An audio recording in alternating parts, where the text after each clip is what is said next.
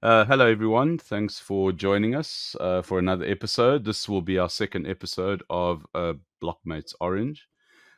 This is our journey into, primarily Bitcoin and, the whole idea of L2s and how Bitcoin is evolving into something more than just, a payment slash, store of value network, commodity asset. Doesn't matter how we approach it. What we are seeing is that we're seeing an evolution right before us. And today's guest is Kookaburra from Glyph. Glyph is a DEX that isn't just a DEX. I think it's more than that. That's currently working really hard on the CoreDao network and ecosystem. Kookaburra, welcome to the show. It's great to have you. Brief intro from your side in terms of who you are, what you're doing, and then also just going into what Glyph is doing.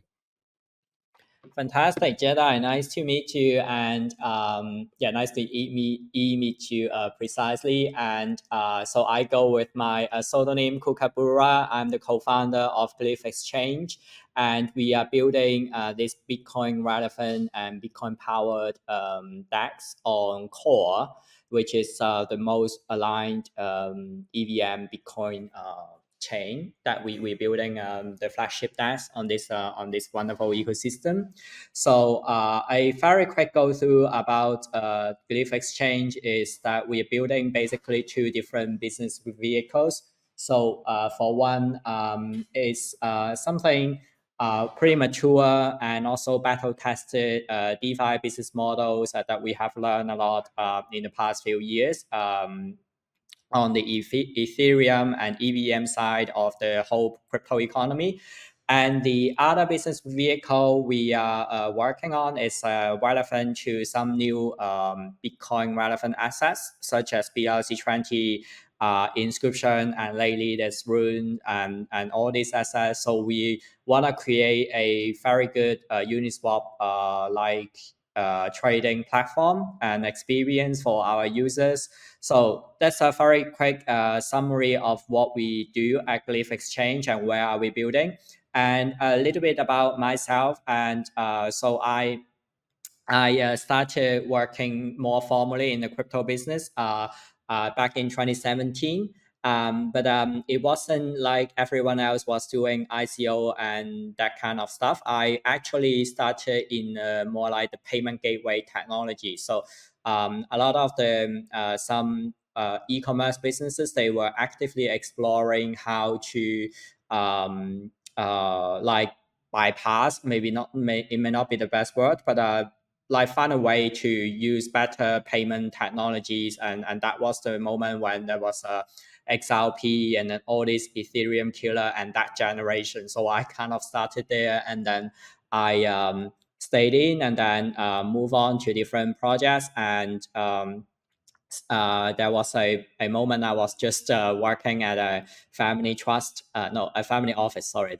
That's where I learned a lot what's going on in the crypto economy, like with all these NFTs coming out and different ways of like yield farming strategies. And I'm more like fascinated by like everything DeFi, because I think DeFi has a lot of interesting angles relevant to the existing financial order.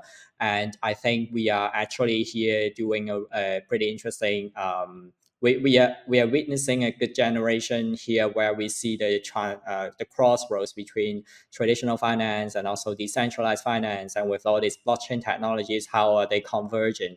Yeah, so here we are, and with my co-founder, and I'm more like the person who handles all the external stuff. And then I have my co-founder, his pseudonym goes by Kookaburra. We all like we use all these Australian birds to name our members. And then yeah, the product, and our mission is more like we really want to focus on a good mobile and user experience first angle to develop our product and also to reach out to our community and then eventually attract more attention in the broader Bitcoin economy. Great intro, thank you. I think the evolution of kind of like this idea of an alt two is really an interesting one, and I want to just jump right into, just to get your thoughts around, obviously clearly you are very aligned with what DeFi has to offer. I mean, I think your product speaks volumes around that. But what does it actually mean to, in your opinion, to actually have a Bitcoin alt 2? What does that look like to you as like a long-term vision? This is not just about Glyph. I think this is more about, the practicality of allowing Bitcoin to fulfill the role that is DeFi. How do you see that playing out over the next 6, 12, 18, 24, however many years? Yeah, I think it's well, shall we like put it that way, because we 2024 and we just had the latest halving with Bitcoin, and a lot of the market focus is on Bitcoin these days, and the way our team, or like, okay, maybe I speak more of myself to see why like all these layer twos, and then which one is important, why do we need so many layer twos, and then which one's gonna be coming out, and then which one's more special than the others. And well, so we are building Glyph, so definitely we are bullish on core, and then this is where we are. But to be more accurate in the choice of chains, and also to see how a good Bitcoin layer 2 will win in these ways. It's more like back in the days, like I mentioned about more my background, like Ethereum managed to survive as the king, and then but you still see BNB and see Avalanche. So I think the in general, like the Bitcoin economy, or like the crypto economy, is big enough, and also it's still growing compared to all, when you look at all these Web2 businesses, and Web3 is where you can still see growth, and then there's a lot of interesting innovation going on every day, and this is something pretty important.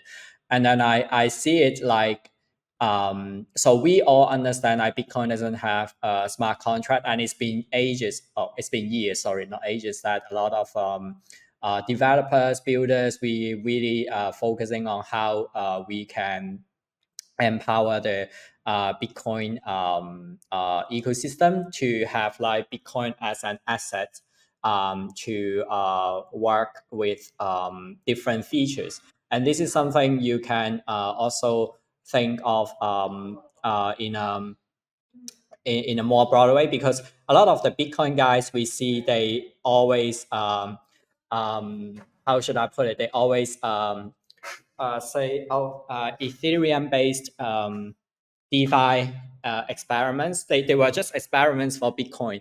So now you have Bitcoin, and then people can actually use the technologies of Bitcoin to no, actually, to use Bitcoin as an asset to be able to use all these features on what we have seen on the Ethereum side of things. So this is something I think to succeed is very important, and it's very there's a lot of opportunities to for people having Bitcoin as an asset. And then the first step would be simply repeating what we have seen in the DeFi summer, and with all these perps and lending and borrowing and these features, they will come out first, and then we will see more and more Bitcoin powered GameFi projects, and also all these duplicates of what we have seen in the EVM side of things. So I think this is a quick go through of what I think, and then and as I said, there's a lot of potential in the next 12 years, because we will need more and more how should I like in development in terms of the tech to empower these Bitcoin chains so that they can function maybe more like a Solana level of stuff, and then we can see more explosivity in terms of like projects and also dApps. So, I mean, you obviously are seeing, you are essentially predicting a future Bitcoin functioning, or Bitcoin layer two, that functions very similar to what we've seen, obviously, within mainnet slash Ethereum as an EVM and also Solana. What do you think the limitations are at the moment around obviously achieving, that kind of level of engagement? So, I mean, just off the top of my head, like one of the big issues that I'm experiencing with, runes and inscriptions, and we'll get into that afterwards, but is obviously the cost, so you want to do something on the Bitcoin network. It's obviously costing a lot of money. I know that you guys have been working on something internally, which is, centered around, gasless transactions. But how that's one of the challenges, right? So obviously you have gas, expensive. How do you guys see a solution around this, and are you a part of that solution going forward? Yeah, I mean, like I think in what I was saying about like it will fun it first. I think the Bitcoin adoption, if that makes sense, is like we really need to see that go through what we have seen in other ecosystem first, because they a lot of the business models, they have been battle tested and then they worked, and then Bitcoin as an asset, it hasn't been its potential hasn't been fully explored. So I think to get to the level of a real future, we need to accelerate the foreseeable future right now to see that, oh, okay, actually with all these Bitcoin layer twos, we can use Bitcoin that way. And then when we go through that cycle in a much shorter time frame, and then we can see something new that we've never seen on EVMs, and then it's going to be based on Bitcoin. So this is something I'm pretty optimistic to see that, because there's also a very interesting macro geopolitical background supporting that narrative, and then the usage of Bitcoin, which is anti-censorship and the most decentralized digital asset out there. And in Mm. saying so, definitely we understand that there's a lot of like difficulties, like the gas fee, like you mentioned, is a very very good point. And I think so to directly interact with Bitcoin, because this is Bitcoin, so we all understand that it wouldn't make sense to change the design of Bitcoin, and Bitcoin stays that way. That's what most Bitcoin maxis, and also what has been always the case. And I also think all the time about this. I don't think Bitcoin is Bitcoin in a way. Bitcoin becomes Bitcoin in if that makes sense to you, because um, when it started out, it was more like a meme, and then the meme becomes the digital gold, and then it becomes and then El Salvador bought it as like a national reserve, and legal tender and things like that happen. So Bitcoin becomes Bitcoin. Bitcoin is not just Bitcoin, and so we can't change that these fundamentals, because if we change it, then why don't we use like all this EVM stuff, and then what's out there already? There are like at least like 120 layer ones out in the market. And if we talk about speed, we talk about gas fees and things like that, and there's no point in using Bitcoin in that sense. However, um, the Bitcoin layer twos, and then I think the business model there is more like it's also like Arbitrum or Optimism, that kind of Ethereum layer twos, that they somehow we need to figure out a solution to convert the gas fee with on the layer twos, and then how they bundle the transactions and then make it Bitcoin relevant. And then on in the other way around is like how we can as layer twos, or like builders building on layer twos, how we can actually absorb the potential of these BTCs moving from just the Bitcoin layer to this Bitcoin layer twos, and eventually have a mass adoption, has usage. We see a lot trends and developments in our work and with our industry partners, that people want to use it. It's just not easy, and if we see like Solana managed to get over a lot of users and all these Ethereum based dApps as well, so it will definitely happen on Bitcoin. And then but first of all, I think we want to bring some good user experience, and then especially in terms of like wallet and gas fee wise, and it depends on the layer twos, what the economic model is. Yeah, I think this is also a quick answer to that, but there's a lot of meditation to do in regards to what I said and how we can actually do that to the next level. Yeah, I actually I agree with everything that you've said. It's kind of like this, the most secure network in the world, that is Bitcoin. Um, and in many ways, it's kind of like this obvious and wonderful resource in terms of obviously utilizing the security around it and obviously the decentralized nature that exists. And I think the really interesting thing about this dynamic between EVM and Bitcoin is, how do you effectively do it where it becomes cost effective? And also the other thing is that if you are going to be using, Bitcoin potentially as a collateral base in order to, leverage, whatever it might be, whether it's the lending and borrowing, whether it is the the process of trust around, the TVL that you're obviously wanting to attract. I think the next question would be, how do you convince a traditional Bitcoin hodler to actually trust an EVM layer in order for them to, for example, stake their Bitcoin, um, and essentially hand that Bitcoin over? Is that the dynamic that you guys are hoping to create? How are you planning to essentially educate slash convince those hodlers to obviously to either stake or to entrust their Bitcoin on an EVM layer? Yeah, oh, Jedi, I just had a very interesting conversation with an industry friend last night here at the during this week of Bitcoin Asia, and then Yeah. it's so relevant what you are asking, like, because when we when we started building Glyph, and then when we attracted some of the market attentions and some of this Bitcoin background funds and also partners, and we learned something very interesting in our work, is that um, these Bitcoin maxis, they don't care about uh, yeah, I mean they only care about security. Like that's why they are like they're holding Bitcoin. They don't care about what's going on like DeFi summer, and then what is NFT, and then anything, they don't care that much. And this is some pretty interesting character that we have observed along the way, along the building of Glyph.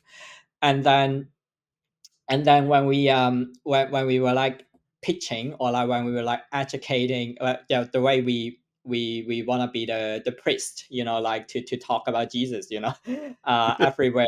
And then it's just a very funny, very interesting experience for myself and for my team to walk through like the mentality, like the thinking. Like if you talk to someone like with the EVM background, they would say, oh, it's just like something EVM, and then what you guys do is nothing very interesting, like in terms of product. Yeah, I can't deny it. I mean, I also don't want to be the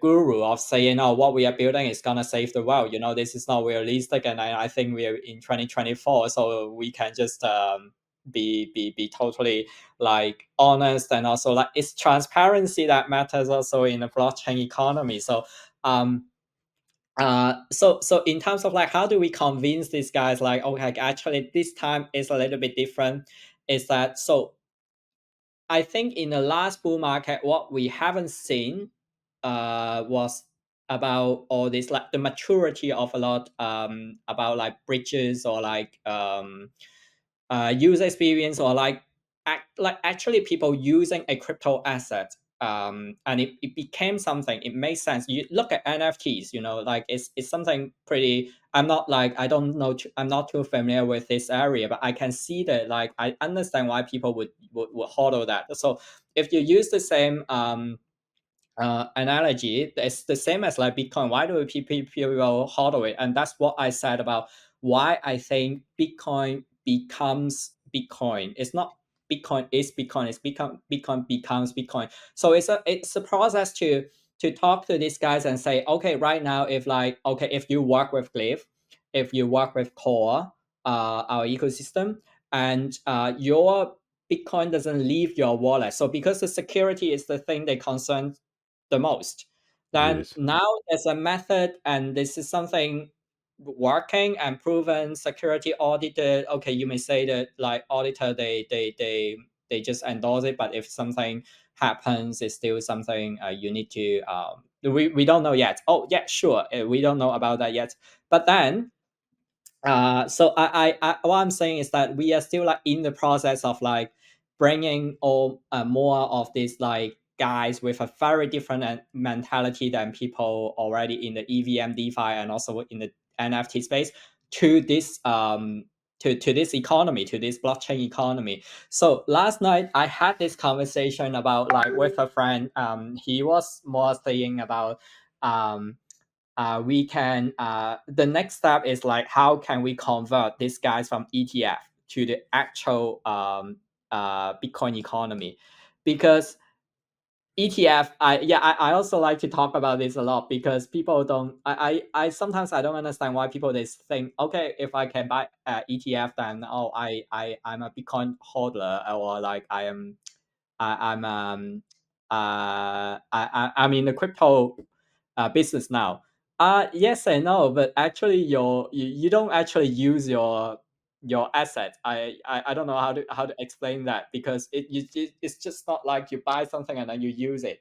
The ETF is just you buy it, then why don't you just buy Bitcoin spot? Oh, I understand that some people cannot do that. So ETF is like a channel for them to have that access, and that totally makes sense too.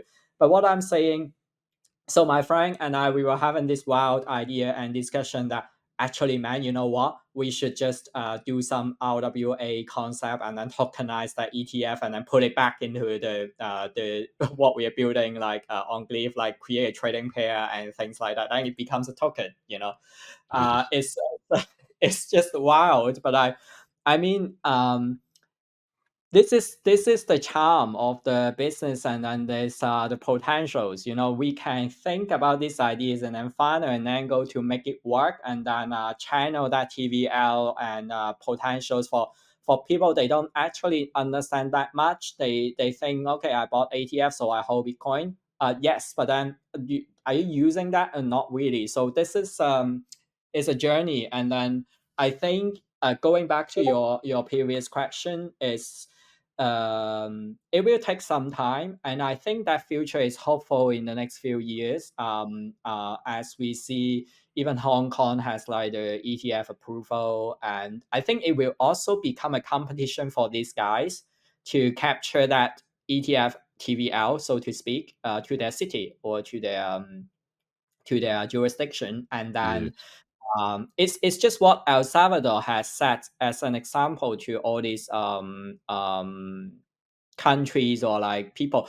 Look, I also had a joke before, and when we were saying, oh, if China, Russia, and the States, if they like one country starts to hodl Bitcoin, what would the other two do? So they will become like a race to whoever's getting the most. So actually, it hasn't. We are not there yet, but it's something. It's a very likely scenario that will happen. It's just like the ETF approval in the states that meant so much to the market and also to the industry people. Even though, uh, for us, like when we work more natively in the industry, we know that, oh, it's a good news, but it's still not too relevant to us. So yeah, I'm hopeful in that journey of educating or bringing or like telling people, you can actually use it, and you can have whatever like user experience that's better than just a payment network. What Bitcoin was built for, and then it's become a little bit old school right now. And on the EVM side, I think there's actually much more things that you can do. And then I really want to be the one of the guys who makes some contribution to that adoption. And then we are here with Glyph. Yeah, that's a great answer. I mean, I think the permutations of where this could potentially go to is obviously huge. You know, I think the opportunities within, you know, the biggest crypto asset at the end of the day is Bitcoin. And, you know, it's been kind of like the sleeping giant beyond just, you know, the store of value that it has. And now we have the opportunity to obviously kind of like enhance that value beyond just, you know, a store of value asset. It now can be something that can work for you, that could potentially earn you yield. And I really like the idea of not giving up custody of your Bitcoin. Mm. How does that practically work? You know, so if I've got, you know, a Bitcoin and I want to use that as a collateral in order to either lend it out as an option or to even borrow against, how does it work in terms of providing, you know, a channel for me to actually either lend or borrow Bitcoin without handing over that custody? Is it as simple as that? Can you talk us through that? Mm. Right. And yeah, I mean, like there's a well, let me put it that way, because it's kind of existing already. If you look at all this wrap Bitcoin or wrap, like the wrapping technology, basically it's been here for a while. And then they could do these bridges and stuff, and basically they use a lot of them on the EVM side of the product. They use a lot of like this minting and burning mechanism to do the wrap Bitcoin. And then that's what we have seen in I think it was more like late 2021 when we saw quite an early 2022 that was around like the whole market like collapsing. And then we also saw some hacks. These guys, they mostly target the bridges. They do that kind of business. It's not just about Bitcoin, you know. They Because once you do this right, like wrapping technology, it's kind of like a weakness. And if the bridge security is not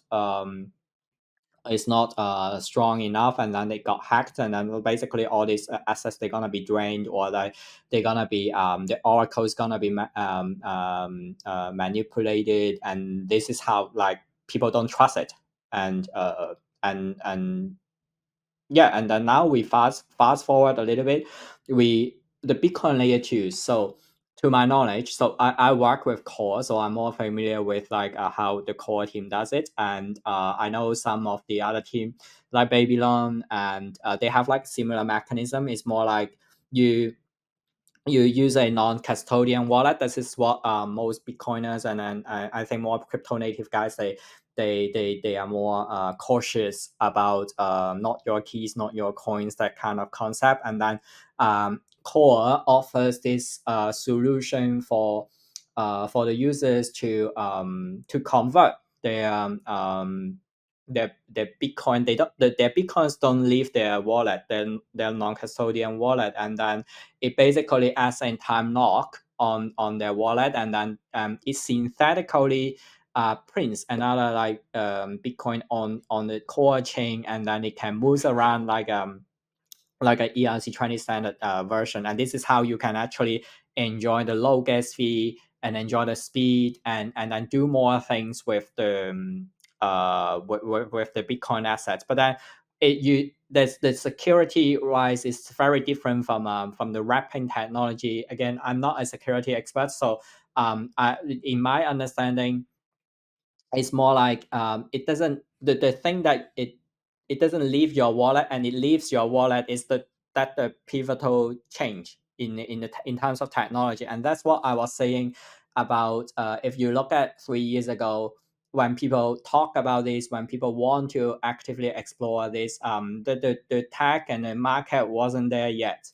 Then people would be, oh, should I just go for Olympus, do the V33, you know, that kind of, because it's also like a money chasing industry. So why would people bother to take so much risk to use the bridges, and okay, this bridge has been hacked, so should I use the other one? Sometimes people, they just get afraid. And then now we have this infrastructure um, that we can directly use, interact with like this Bitcoin layer 2s without exposing your Bitcoin at risk. So this goes back to like the entire mentality about like, oh, I don't want my I don't want my Bitcoin leaving my wallet. And this is how it's done so far. And I mean, it's still very early stage, because we can see this data, and we can see a lot of them, they get kind of they get close to the maturity because of all this like BRC20 and well, or maybe I put it like in an easier way, like with the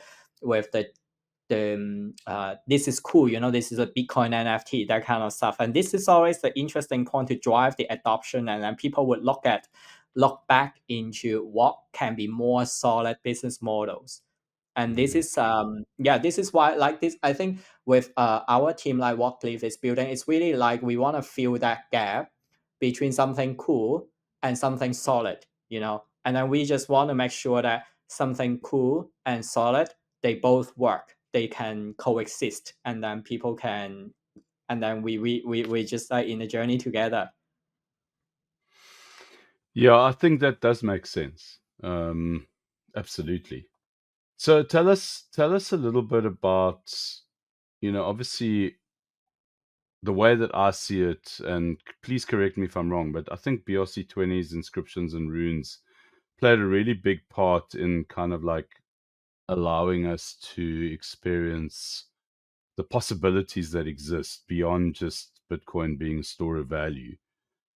What do you think about, these various iterations, whether the NFTs, runes, whatever the case might be, and how is Glyph now planning to participate and provide value in the space? Yeah, so yeah, I mentioned because they, okay, I how should I put it, I like to relay this new crypto assets. So based on Bitcoin, BRC20 and runes, and a lot more interesting things are coming out, I assume. They are collectibles, they are more like NFTs, in terms of like the logic, the way I see it. And then when we look at, so for what Glyph is building, and then what we want to facilitate that area is that we uh, if people trade NFTs, it's basically you always need to have like someone to bid the asset, and then you offer like that model. It doesn't change too much. It has variations, and but essentially it works that way. So what we do is more like we wanna create this experience that this asset, this NFT thing, can be kind of like a tokenized standard, and then we build this. We call this FAIRC20 on core, so that we can, like the LPs, they can create the trading pairs, and then they can, and then they can trade it, and then it's like a token, not necessarily like a piece of NFTs. And then it's yeah, and then when there's no liquidity, then it's not tradable, so this is like the angle that we are taking to absorb and then to catch up with what is cool, what people like about the symbolic meaning, and also the community vibe, and all this relevant to this new assets community, and we also have some very good partners in that area, in this community, the BRC20 guys. And then most of them, they also runes community members. And then we talk to them, and then we learn about like all these hustles. And then sometimes when they do like these community events, and then what are these like assets they justify for them to be a holder or to be a community member. And yeah, so Glyph wants to be that to help, and to help trading, to help foster that culture. If someone wants to bring over the assets to trade, or someone wants to create their own inscription assets on Glyph, then they are also building their own community in that sense. So yeah, so this is the cool part of it. And then we want to see because our team also believes that every bull market, well, I hope that we still believe this is the start, or like we're in the middle of a bull market, or at the start of a new bull market. Every time there's a new asset coming out. So whether BRC20 has already come out as the new asset and Rune as well, or there will be something else, we think there will be something else, and then we want to support that kind of asset. And the blockchain economy continues to expand, because there are new assets, there are new ways of financialization, and there are new opportunities for newcomers to get their share. I mean, I think this is like the EVM side of crypto economy history, that we want to see that will happen again, which it always happen again, but every time it happens, it's a little bit different.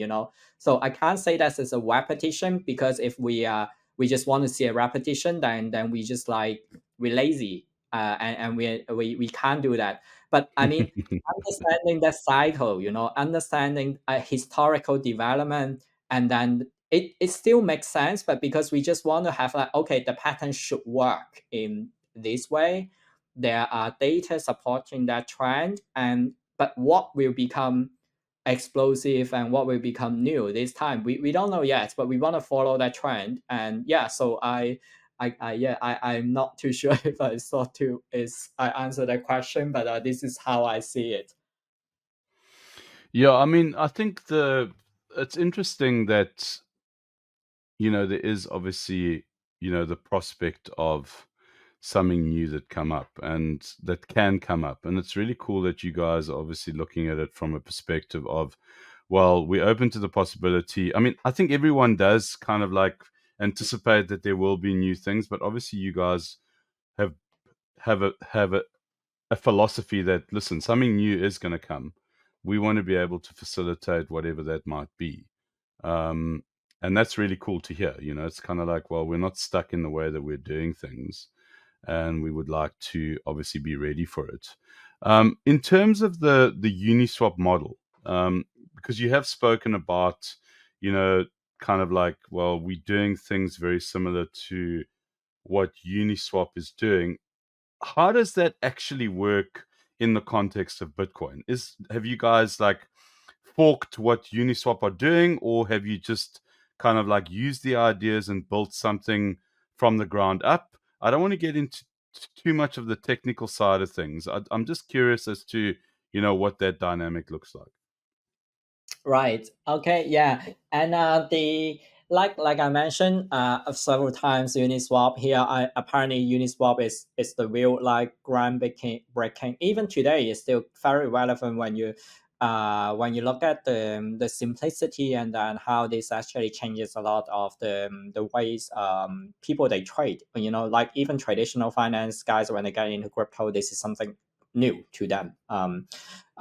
Very simple, very clean, and for us, we are more like this business side, business driven builder. And then we see, so obviously on the two different business vehicles of Glyph that we're building, necessarily we have the swap function that's based on Uniswap, like most taxes and what people would start off like. But what we're trying to innovate on top of the foundation, the technical foundation, is more like the business model involving tokenomics, and also thinking about like how to engage the communities with the features and also the tokenomics. There are actually quite a lot of new things too. It's an area where a lot of knowledge can contribute, and then this is the the angle that our team is taking to try to innovate for the product itself. So we adopt a something like I very earlier in the in this chat, I mentioned that uh, we we learn a lot from the EVMs and DeFi's, and then we especially during the bear market, we saw what would be really working, and this is something we our team looks like our team looked at Velodrome on Optimism and Camelot on Arbitrum. So they have like fantastic business models to use the tokens, and also based on like basic features like swaps and staking and all this kind of stuff. And then they managed to survive in the bear market and also engage the users and eventually help the entire ecosystem to bootstrap. This is the angle that we are taking to be with core, and then we want to have that all these like experiences, and also we want to innovate from this path, and then bringing this is what I said about like we will be seeing like another DeFi summer to initiate like Bitcoin relevant L2s, and then we want to be there, and then we want to bring in this like latest battle tested good business models, and then with the what we mentioned about using Bitcoin in a more fluid way on the L2s. And that way, this is how we create a new economy. I think, yeah, and then with like new assets coming in, then we can create the same flow, and they're all like kind of based on something we have seen in other ecosystems. And then Bitcoin, first of all, it needs to become a usable asset, and then something that people can adopt and people can expand the use cases, you know. So I think, yeah, I hope that makes sense to what your question is asking. And yeah, again, we are hopeful, and then we want to add more like business angles, and then improve more like especially like for the user journey. So even when we look at simple like taxes with the swap, and a lot of they're actually out there. There are not too many very mobile friendly ones. Whereas you basically like a lot of the people, younger generations, and in developing countries, they don't actually interact with they don't sit down with a computer, you know. So this is something already very different from the last bull market, when people were like still learning to sit down in front of a computer to click and to farm stuff, and then to get the first NFT and airdrops like that. Now it's totally different, you know. So I think we are really maturing together with this Bitcoin narrative, and also with the maturity of infrastructure to offer something relevant to the users. And then we will be witnessing a new generation of like Web3 Bitcoin users, but on mobile, which is something I think a lot of the centralized exchanges they have much more resources to work on. Us, we also want to be in the game, but we want to do this in a decentralized way. So I think there's obviously the opportunity to essentially replicate, like you said, even though you are replicating, there's going to be, variations. It's never going to be the same. And once again, you guys are obviously like, open to what that possibility might look like. Just to kind of like close our discussion off, because I think we've covered quite a bit, and I actually purposefully do not want the conversation to to go much longer, because I think there's so much that we've got to consider around, what it is that is essentially unfolding right now. We've essentially like wanting to see, well, not wanting, but the expectation is that we're going to essentially have an Ethereum style EVM based environment being almost replicated in what Bitcoin as a secure network, um, holds at its very foundation. And then, we've had all these iterations around inscriptions and runes, and, Glyph coming in and affording people the opportunity to transact and also potentially to stake Bitcoin without giving away custody, which is obviously really exciting. The final question that I have for you is like, what does the future hold for Glyph, in terms of the vision that you have, around all these different aspects? I mean, what would that vision look like for you as a founder?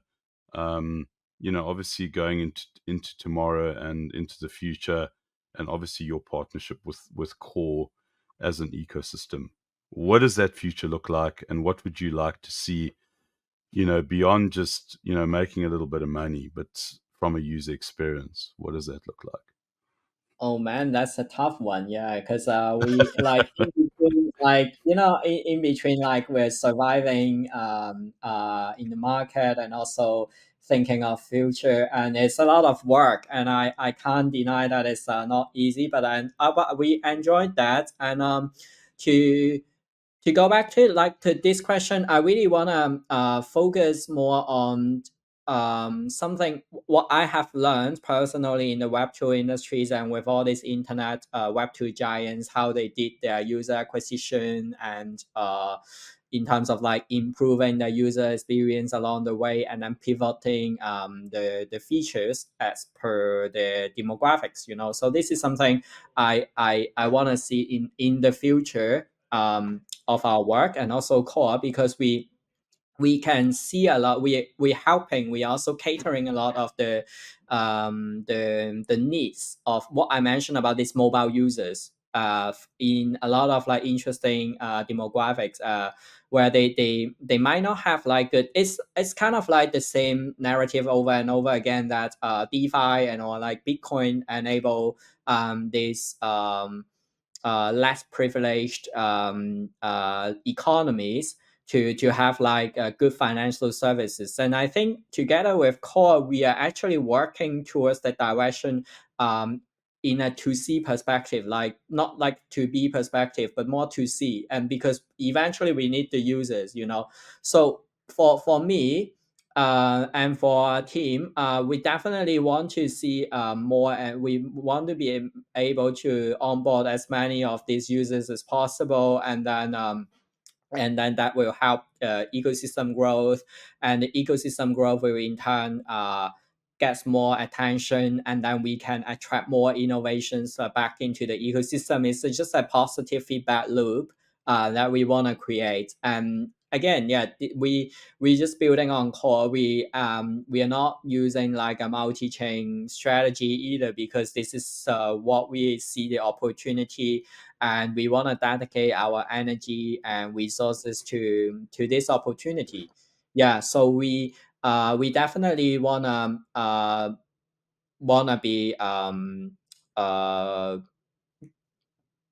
will want to be that champion of the Bitcoin narrative, because when more and more of this population or like these users, they understand how to interact, how to move their Bitcoin in a non-custodian way, and then move it to a DeFi, and then they eventually can use a lot of different features, like the one I just that wild idea I just mentioned about like using the DAO ETF and wrapping the ETF and then put it back into a token, that kind of stuff. There's a it sounds a bit crazy, but at the same time, it's something that would that will help these economies, and also for these people, they are not in they don't have like the mature financial infrastructure, and then they can still do this in a trustless, permissionless way. So I would love to see that happen, and I really want to lead this project and our team to